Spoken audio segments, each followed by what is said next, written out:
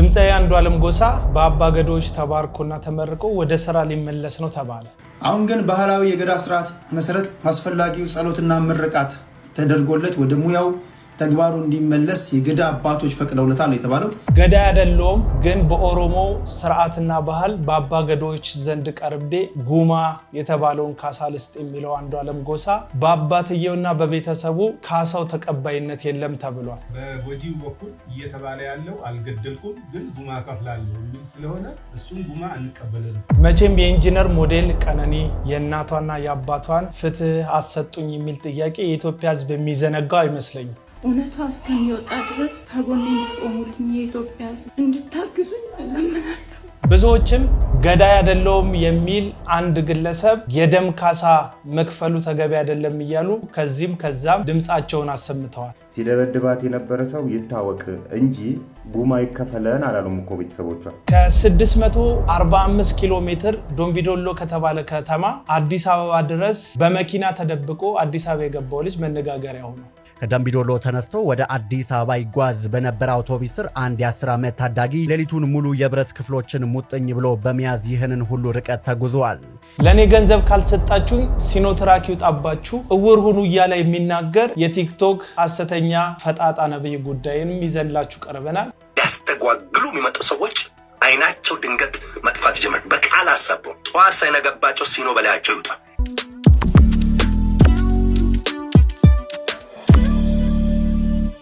ሰላም ጤና ይስጥልኝ። ይህ የአቤል አቡና ሪያክሽን ፕሮግራም ነው። በራሴ ቻናል ብቅ ብያለሁ። ይህንን ሚዲያ ሰብስክራይብ በማድረግ ደውል ምልክቱን በመጫን ላይክ በማድረግ ፕሮግራሙን እንድትጀምሩ ጥሬን አቀርባለሁ። እስከ ፕሮግራም ፍጻሜ ከኛ ጋር ሁኑ። የተወሰነ ጊዜ ከሙዚቃው መድረክ ርቆ የቆየ ቢሆንም አሁን ግን ባህላዊ የገዳ ስርዓት መሰረት አስፈላጊው ጸሎትና ምርቃት ተደርጎለት ወደ ሙያው ተግባሩ እንዲመለስ የገዳ አባቶች ፈቅደውለታል የተባለው። በዚህ የሽምግልና ሂደት ላይ የቀነኒ እናትና አባት እንዲገኙ በተደጋጋሚ ጥሪ ቢቀርብላቸው ፈቃደኛ እንዳልሆኑ እና የሰማሁት ከተሳሳትኩኝ ይታረማለሁ። አንድ ሰው በህግ አካላት ተጠርጣሪ ሆኖ ክስ ከቀረበበት በኋላ በምን አግባብ እንዴት ባለው ሁኔታ ፍትህ በህግ ባልተሰጠበትና ባልተቋጨበት ሁኔታ የገዳ አባቶች ገብተው ጉዳዩን መርቀውና ይሁንልህ ብለው ወደ ሙያው እንደሚከቱት በግሌ አላቅም። ሁላችንም ይመስለኛል በዚህ ጉዳይ ላይ ፍትህ መጠየቅ ያለብን ይመስለኛል። ጉዳዩ የአንዲት ሞዴልና ኢንጂነር የሆነች የነገ ብዙ ተስፋ ያላት ከ5ኛ ፎቅ ተወርውራ ስለተገደለች አንዲት ወጣት ብቻ አይመስለኝም። ብዙ ቤት ውስጥ በአራቱም የኢትዮጵያ አቅጣጫ ውስጥ ደማቸው በከንቱ ፈሶ የፍትህ ጥያቄ ተጠይቀው ፍትህ ደጇን ዘግታባቸው መልስ ያላገኙ ደማቸው በየጥጉና በየቤቱ የፈሰሱ ወንዶችና ሴቶች ጉዳይም ጭምር ይመስለኛል። ሁላችንም የዚችን ሴት ፍትህ ካሳካንና ፍትህ እንድታገኝ ደሟ ደመ ከልብ ሆኖ ከመቅረብ ከታደገን የሌሎችንም ፍትህ ለማግኘት ያላቸውን ተስፋ በልባቸው የምንፈጥር ይመስለኛል። ሐቋን እንድታወጡልኝ አሁንም ከጎኔ ናችሁ። እውነቷ እስከሚወጣ ድረስ ከጎኔ እንድትቆሙልኝ የኢትዮጵያ ሕዝብ በሀገር ውስጥም በውጭም ያላችሁ እንድታግዙኝ እለምናለሁ፣ እጠይቃለሁ።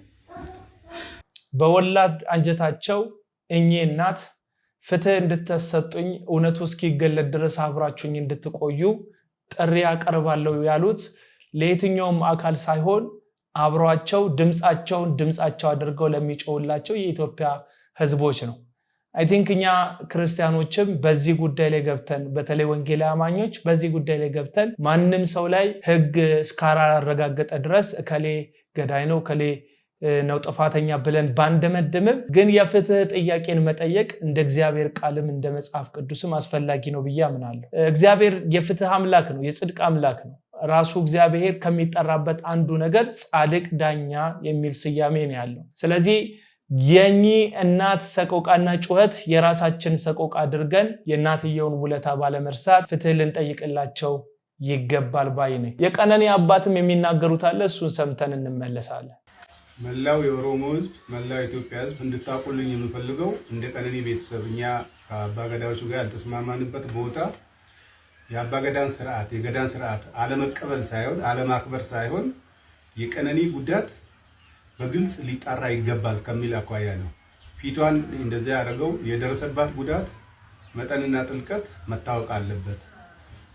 በጎጂው በኩል እየተባለ ያለው አልገደልኩም ግን ጉማ ከፍላለሁ የሚል ስለሆነ እሱን ጉማ አንቀበልም፣ ልጃችንን ጉማ አንበላም ነው ያለው። እኛ ያለው ይሄንን ነው። ከዛ ውጪ እዛ እንትን ላይ ያልተገኘንበት ምክንያት ይሄ ነው። ሌላው ቤት አለን። ቤታችን ሁለቴ መጥተዋል። የተነጋገርነው አለ። ከመሐላ በፊት መጣሪያት ያለበት ነገር አለ ብለን አመልክተናል። አጣርቼ መለሳለሁ ነው ያሉ። መጨረሻ ላይ ግን ያሉት አባገዳው ወደ መሐላ ነው የምንሄደው፣ ከመሐላ በኋላ ነው ያሉት። እኛ ያንን መሐላ አልተቀበለም እንደ ቤተሰብ።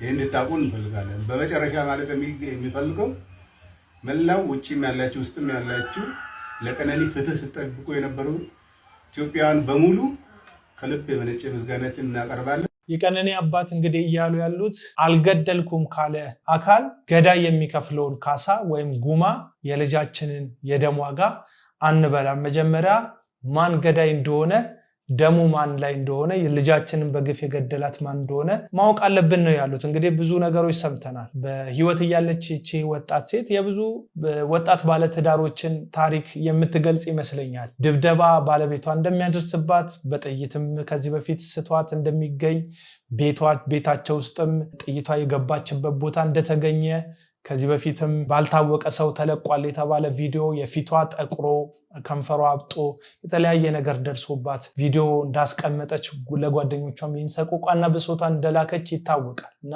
ራሱን ችሎ አንዱዓለም ጎሳ ፍርድ ቤት አጣርቶ ባልወሰነበት ሁኔታ እሱ ገዳይ ነው ብሎ ማንም ሰው መወሰን ባይችልም ቅሉ ነገር ግን ነገሮች የሚጠቁሙትን ነገሮች ተከትሎ ፍትህ ለዚች ሟች ወጣት ደግሞ በህይወት ላሉ ቤተሰቦቿ ብዙ ተስፋ ያላት በትንሹ አስተምሯት ኢንጂነሪንግ ያስመረቋት ደግሞ በራሷ ጥረት የሞዴሊንግን ሙያ የምትከታተል ብዙ ማስታወቂያዎችን የምትሰራ ባለብሩህ ተስፋ የነበረች አንዲት ኢትዮጵያዊ ወጣት ላይ የደረሰ ከ5ኛ ፎቅ ላይ የመውደቅ ከዛም ደግሞ ህይወቷ ማለፉን ተከትሎ እስካሁን ድረስ ፍትህ እየጠየቁ ነው ያሉት ቤተሰቦቿ።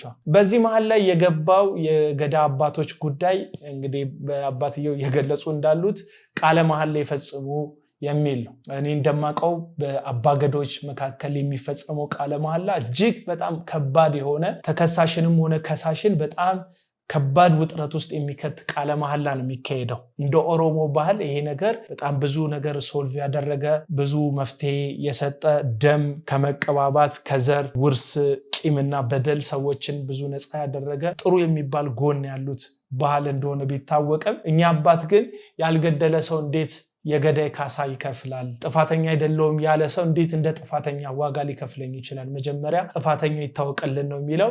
ወንድማችንም የሚለውን ሰምተን እንመለሳለን እዚህ ጉዳይ ላይ። ቀነኒ አዱኛን አስመልክቶ አንዱዓለም ጎሳ እኔ አልገደልኳትም፣ ለሞቷ መንስኤ እኔ አይደለሁም፣ ነገር ግን ለቤተሰቦቿ ጉማ ከፍላለሁ አለ።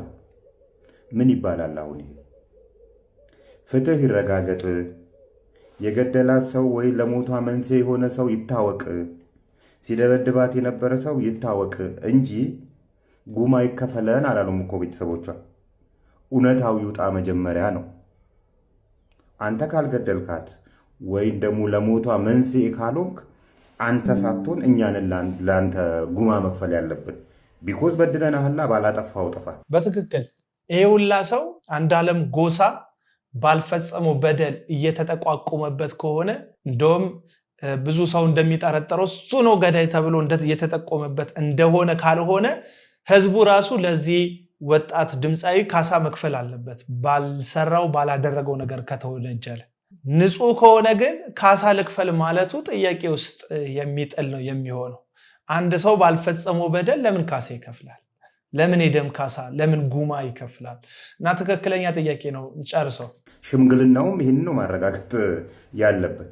ሽማግሌዎቹም አባገዳዎቹም እዛ ያሉት ሰዎች እውነታውን አውቀነዋልና ወደ መሐላ እንሄዳለን። የምን መሐላ ነው? ሲጀምር እውነታውን ካወቃችሁ እውነቱን ማስረዳት ነው። የእሷን ቤተሰቦች እኮ ልጅ ነው ያጡት። ያማል እኮ ልጅ ማጣት እኮ ነው የደረሰባቸው። በገንዘብ ልታታልሉ ወይም ደግሞ ፍትህን ልታዛቡ ከሞከራችሁ ሽማግሌ ነን ባዮቹ ራሳችሁ ትክክል አይደላችሁም ነው። ሌላው እዚህ አካባቢ ዜና የምታነቡ ነው ሰዎች ናችሁ። አንዱዓለም ጎሳ ተባርኮና ተቀድ የምን መባረክና መቀደስ ነው? የምን መባረክ ነው እንዴ? ፍትህ ሳይረጋገጥ ባርከው እንዳትገባትም ወደ ስራ ትገባለህ እንዴ? ለካ ተው እንጂ ትገባለህ። ህዝብ ማመን አለበት። መጀመሪያ የሰራኸውን ስራ ወይን ገድላታል ወይን ለሞታ መንስኤ ሆናል ወይን ክሊር ሰው ነህ፣ ፒውር ሰው ነህ። በቃ ይሄ ነው መረጋገጥ ያለበት። ይሄ ባልተረጋገጠበት ሁኔታ ጉማ ከፍላለው ዝባዝንኪ ምናምን የሚሆን አይመስለኝም። አባገዳዎቹንም አታሳጧቸው። በገንዘብ የሚፈታ ፍትህ በፍጹም የለም። በእርግጥ ይሄንን የሞቷ መንስኤ ይሄ ነው ብሎ ሊነግረንና ሊያስረዳን የሚገባው ፖሊስ ነበር። ይዞታል፣ መርምሮ ለቆታል። የለቀኩበት ምክንያት በዚህ ኬዝ ነው፣ ፒውር ስለሆነ ንጹህ ስለሆነ። አይ ለጊዜውን የለቀኩት በዚህ ጉዳይ ደግሞ ወንጀለኛ ነው ሊለን የሚገባው እሱ ነው። ከዛ በኋላ ነው ወደ ሽምግልና መኬድ ያለበት። ፍትህን በገንዘብ በፍጹም አታሳጡ። እኔ አባትየውን ሳላደንቅ አላልፍም፣ የቀነኒን አባት በጣም በዚህ አጋጣሚ የቀነኒ አባት በጣም ሊደነቁ የሚገባቸው ነው። እኔ እዚህ ጋር ሁለት ሰው አደንቃለሁ፣ ብዙ ጊዜ አደንቃለሁ ብዬ አላውቅም። አውንታ በሬሳ አሁን ሀሳብ የሰጠውን ወንድም እንዲሁም የቀነኒን አባት በጣም ነው ማደንቀው። አንዳንድ ወላጆች ካለባቸው ችግር የተነሳ ፍትህንና እውነትን ወይም ደግሞ በዳይ የሆኑት አካሎች ካላቸው የገንዘብ ተጽዕኖ፣ የፖለቲካ ተጽዕኖ፣ የአንዳንድ ሁኔታዎች ተጽዕኖ አንጻር ድምፃቸው እንዲዋጥ ተደርጎ ፍትህንም አተን ገንዘቡንም ከምናጣ ብለው ገንዘቡን ወስደው ፍትህን በአደባባይ የሚሸጡም ወላጆች እንዳሉ የምናውቀው ነው። እኛ አባት ግን የልጄ ደም ፍትህ ካላገኘ ህግ ካልዳኛት በፍጹም ገንዘብ ምን ያደርግልኛል ከልጄ ደም አይበልጥም የሚል አይነት ሀሳብ ነው የሰጡት። እጅግ በጣም የሚበረታቱ ጀግና አባት ናቸው። እንግዲህ እኚህ አባት በጣም ነው ያከበርኳቸው። አት ኦፍ ዘ ዴይ የገዳ አባቶችም ወንዶች ናቸው፣ ሀገር ሽማግሌዎችም ወንዶች ናቸው፣ ሃይማኖት መሪዎችም ወንዶች ናቸው። አጥቂ ጎን ነው የሚቆሙት። እነሱ ራሳቸው አጥቂ ናቸው። አንዱዓለም ቀነኒን ላይገላት ይችላል። አንድ ላይ በሆኑ ሰዓት ግን ደብድቧታል። አይኗ እስኪደፈርስ ድረስ በደም ሰውነቷ ብሩዝ እስኪያደርግ ድረስ እስኪበልዝ ድረስ ደብድቧታል፣ አቢዩዝ አድርጓታል። ራሷን ብታጠፋ ራሱ ያ እውነት ቢሆን ራሱ ማለት ነው እጁ አለበት። ይቅርታ የማያስፈልጋቸው ጥፋቶች አሉ። ይሄ ደግሞ አንዱ ነው። ስፔሻሊ በአሁን ሰዓት ኮረና ያቺን ልጅ ከአንገቷ በታች ፓራላይዝ እስክትሆን ድረስ ያስገረፏት የሀገር አባቶች የሀገር ሽማግሌዎች ናቸው። ባለባበስ ሴቶችን በየመንገዱ እየገረፉ አቢዩዝ እያደረጉ አሳልት እያደረጉ ያሉት። ከጆርዲ ጋር መስማማበትም አልስማማበትም ሀሳብ አለ እዚህ ጋር። አይ ቲንክ ጆርዲ ሁሉንም ወንዶች ጠቅልላ የገዳ አባቶችም ወንዶች ናቸው፣ ፍትህ ስርዓት የሚያራምዱትም ወንዶች ናቸው፣ የሃይማኖት አባቶችም ወንዶች ናቸው ብላ ጀነራላይዝድ አድርጋለች። እሱ ሀሳብ ላይ አልስማማም በግሌ። ፍትህ እየጠየቁ ያሉን ብዙ ወንዶች አሉ። ለምሳሌ አሁን የዚህ ፕሮግራም ዋና ሀሳብ ለዚች ልጅ ፍትህ ማሳካት። የዚች ልጅ ፍትህ ማሳካት ማለት ለኔ የጓደኞቼንም በደማቸው ፈሶ የቀሩ ጓደኞቼንም ፍትህ ማሳካት ነው ለኔ።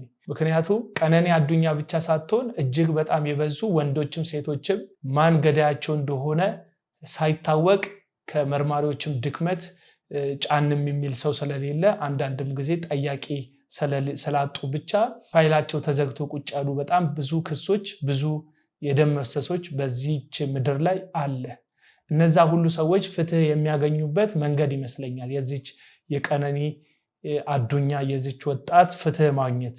እሷ ፍትህ ካገኘች ሌሎቹን ፍትህ ለማግኘት ብርሃንን ያገኛሉ፣ ወይም ደማቸው እንደፈሰሰ አይቀርም። እግዚአብሔር በምድር ህግ ገዳዮቻቸውን፣ ደም አፍሳሾቻቸውን እግዚአብሔር ይቀጣቸዋል በዚህ ምድር ህግ ብዬ አስባለሁ። ከዚህ ጋር የተያዘ ነው። ሌላው ግን እውነቱ ከዚህ በፊት የደረሰባት በደሎች፣ ምቶች፣ መበለዞች፣ ማስፈራሪያዎች፣ በጣም ብዙ ቦታ ላይ የአይን ምስክሮች ሲደርስባት የነበረውን መዋረድ፣ የቃላት ጉንተላዎችም እያንዳንዱ ነገሮችም ይህቺ ሴት በሶስት ነገር ልክ አውንታ በሬሳ እንዳለው ወይ ለሞቷ መንስኤ የሆነውን አካል አሊያም ገዳዩን አሊያም ደግሞ ዝም ብለን እየጠቆምንበት እንደሆነ ከሆነ ገዳይ ተብሎ የተጠረጠረውን ተጠርጣሪ ድምፃዊ አንዱዓለም ጎሳን ነፃ መሆኑን ማረጋገጥ መቻል አለብን ብለን እናስባለን። ከዚህ ጋር ተያይዞ ነፃ ከሆነ የጉማ ካሳውን በአባ ገዳዎች በኩል መክፈል አይገባውም። ጥፋተኛ የሆነው አካል ተይዞ ለህግ የሚቀርብበት ሁኔታ መፈጠር አለበት ብዬ አስባለሁ።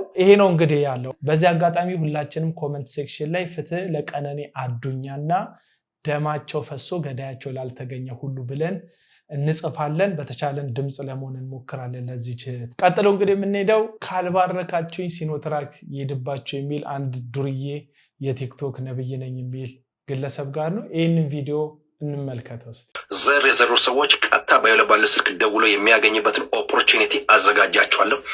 ማንቶኮቦስ ኦፖርቹኒቲ ያዘጋጅላቸዋለሁ ማንቶኮቦስ እያሉ ይሄ ሰውዬ እድል ነው ደግሞ ዘር መዝራት እሱ ጋር እድል እንደሆነ እየነገረን ነው።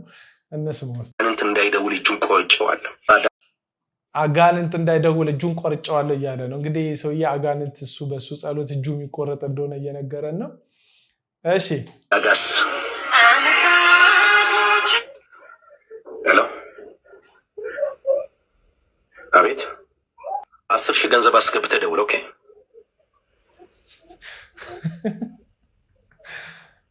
በቃ አስገብተህ ደውል። ስለኔ ልታስተምር ባክት ጸሎት ላንተ ብሎክ ሰረግ ብሎክ አድርገው አሁን የደዋዩ ገስጾ ምን ያወጣል? ነብዩን ማዘዝ ማንም አይችልም። እንደዚህ ነው ይመጣ።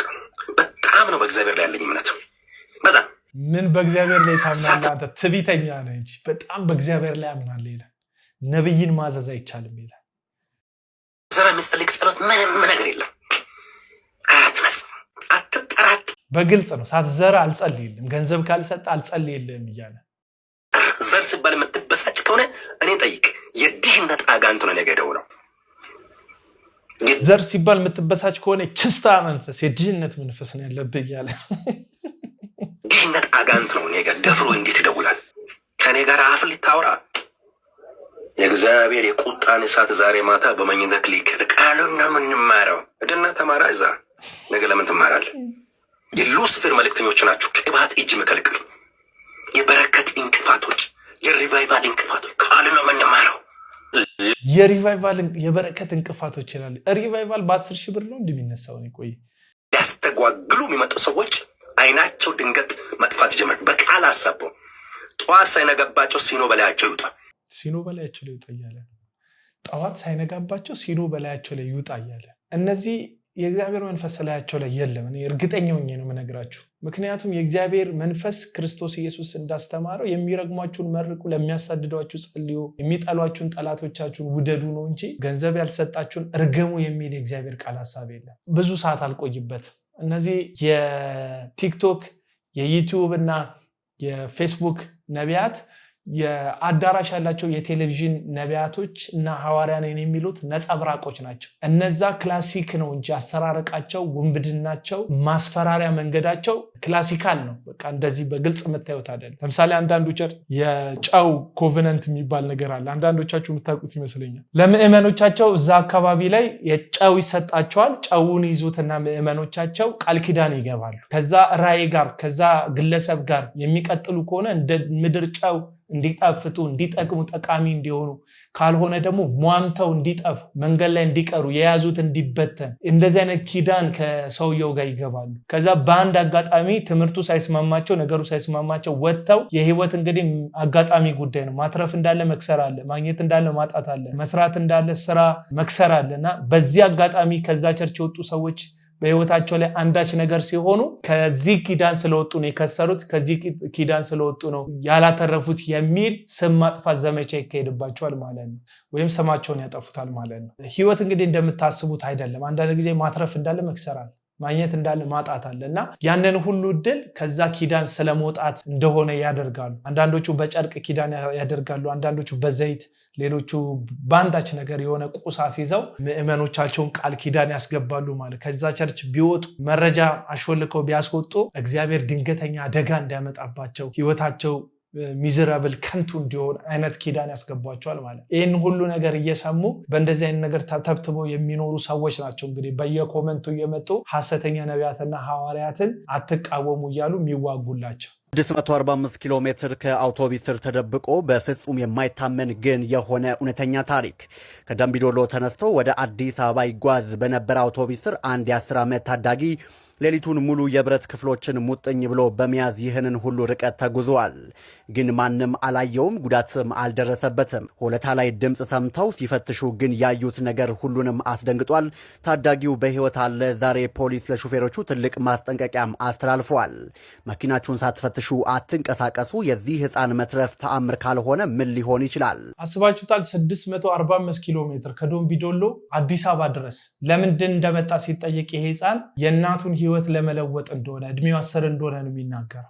ይህ የሚያሳየው ሀገራችን ያለችበትን እጅግ አስከፊ የኑሮ ውድቀትን የሚያሳይ ይመስለኛል። ሳይቃጠል በቅጠል እንደሚሉ እንደዚህ አይነት ታዳጊዎች ትምህርታቸው ላይ ብቻ እንዲያተኩሩ አንዳንድ ስራዎችን እንደ ቤተክርስቲያን አሁን የምናገረው እንደ ቤተክርስቲያን መስራት አለብን። በተለይ ሐዋርያቱ በሐዋርያ ስራ መጽሐፍ ላይ እንደሚናገሩ ድሆችን በመመገብ ድሆችን በማብላት ድሆችን ሰፖርት በማድረግ ወንጌልን ሚሽንን ኮምፓሽን ጋር አብረው አጣምረው ሲሰሩ እንደነበሩ ቤተክርስቲያን የህንፃ ግንባታዎች ላይ ከመጠመድ ባለፈ በዚህ ዘመን ያለች የወንጌላዊ ቤተክርስቲያን ግንባታ ላይ ከመጠመድ ባለፈ እነዚህን ሰዎች ሰፖርት ለማድረግ ያላቸው ሰዎች ከሌለንም ላይ የሚበቃ ያለን ሰዎች ሼር በማድረግ እንደነዚህ ህፃናት አስከፊ ህይወት ላይ እንደደርሱ አትሊስት አካባቢያችን ላይ ያሉ ሰዎችን በመደገፍ በመርዳት ቁም ነገር መስራት እንዳለብን ይሰማኛል። ከዚህ በፊት እንደነገርኳችሁ ሐዋርያው ቅዱስ ጳውሎስ ሁለተኛው የወንጌል አገልግሎቱን አገልግሎ ያገለገልኩት አገልግሎት በከንቱ እንዳይሆን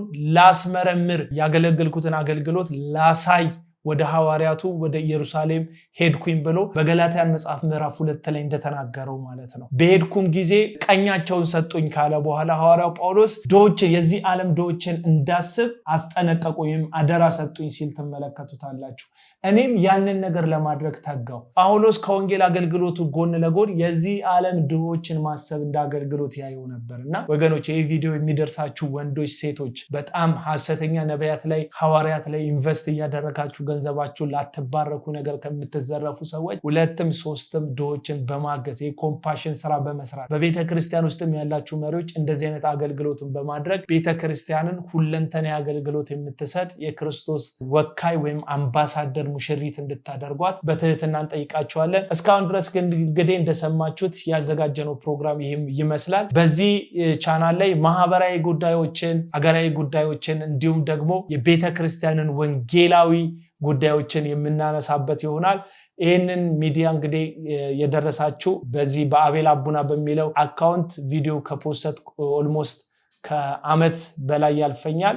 ስለዚህ ሰብስክራይብ በማድረግ የደወል ምልክቱን በመጫን ለሌሎችም ተደራሽ እንዲሆን በማድረግ አብራችሁ እንድትቆሙ ጥሪዬን አቀርባለሁ። ስላዳመጣችሁ እናመሰግናለን። ተመሳሳይ ፕሮግራሞችን ይዘን ወደ እናንተ እስክንመጣ ድረስ የእግዚአብሔር ቸርነት በሁላችሁም ቤት ይሁን እንላለን። ጌታ ኢየሱስ ይባርካችሁ።